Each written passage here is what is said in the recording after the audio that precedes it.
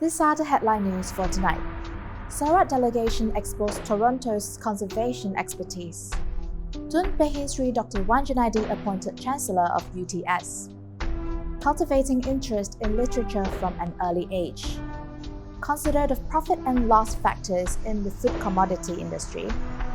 Operations to address stateless issue in Tatau.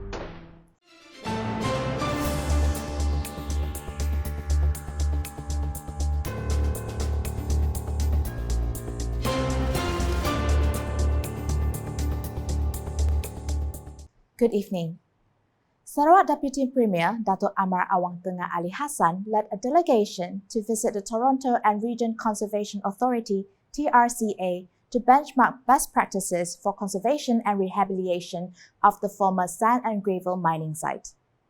TRCA is responsible for conservation and rehabilitation of ecosystems to protect and restore the watersheds of Toronto, adopting integrated approach by implementing low-impact development projects such as conservation parks, sports and recreational facilities through public-private partnership. Since 1957, TRCA, through the Provincial Conservation Authorities Act, has taken action to enhance Ontario's natural environment and protect land, water and communities from the impacts of flooding and increasingly extreme weather events. TRCA was impressed with Sarawak Conservation and Rehabilitation Plan, which was shared during the engagement session, and would like to collaborate in the implementation of the plan. Accompanying the Deputy Premier were Deputy Minister of Natural Resources and Urban Development Sarawak, Datuk Len Talib Saleh, and Deputy Minister in the Sarawak Premier's Department, Law MA 63 and State Federal Relations, Datuk Sharifah Hasidah Syed Aman Ghazali, and other senior government officials. The Sarawak Governor Tun Pehin Sri Dr. Wan Junaidi Tuanku Jaafar has been appointed as the second Chancellor of University Technology Sarawak UTS. The appointment was announced by UTS Vice Chancellor Professor Datuk Dr. Khairuddin Abdul Hamid following a courtesy visit to Tun Pehin Sri Dr. Wan Junaidi at the Astana Negeri Sarawak on Thursday.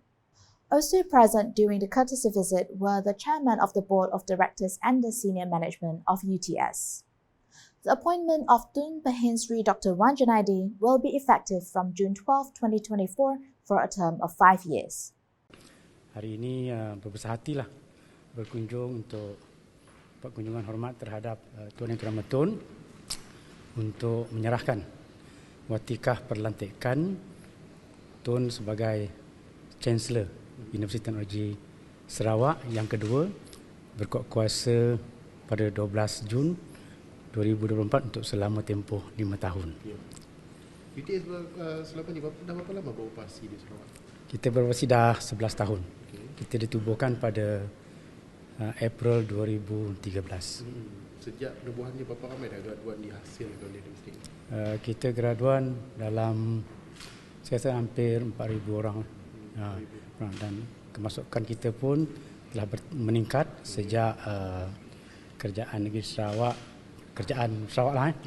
telah memberi beberapa insentif dan bantuan kepada pelajar-pelajar Sarawak, maka peningkatan pelajar kita telah meningkat 3 kali ganda setiap tahun.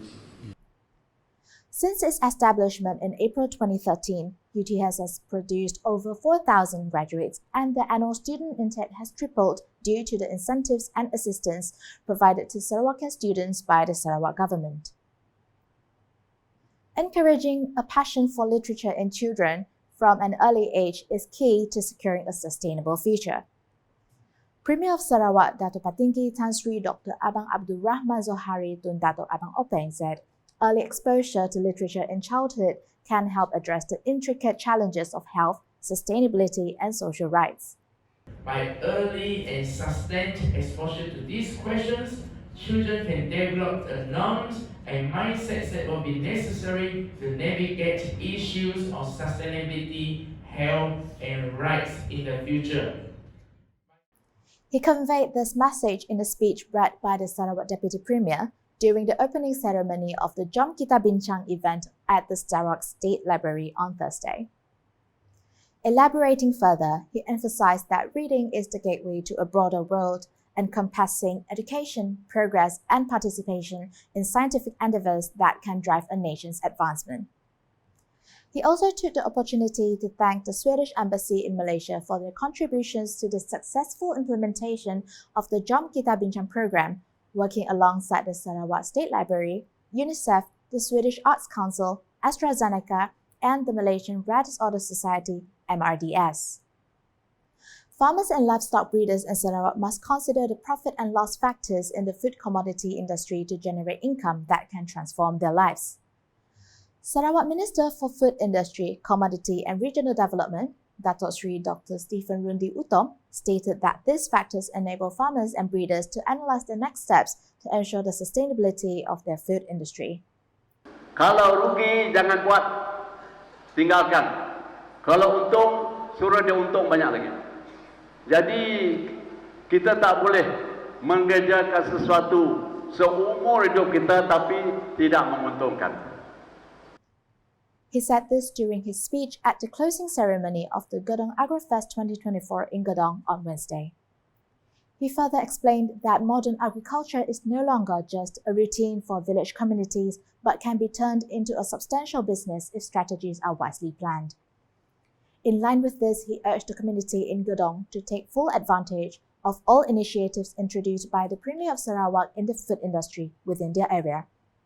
These initiatives can transform the existing agricultural landscape into a more modern and effective one.